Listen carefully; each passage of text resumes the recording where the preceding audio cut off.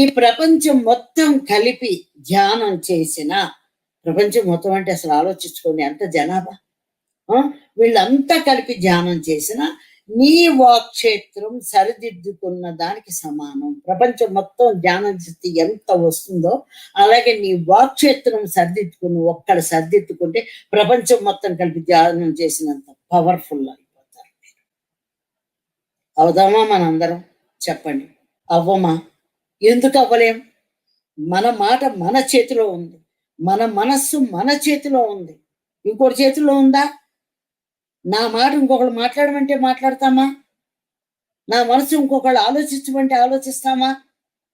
మన చేతిలో ఉంది.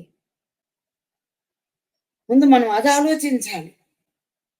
ఒక్క వాక్క్షేత్రం ప్రపంచం అంతా ధ్యానం చేసినంత శక్తిని నువ్వు రిలీజ్ చేస్తున్నావంటే భగవంతుడా ఎంత గొప్ప విషయం.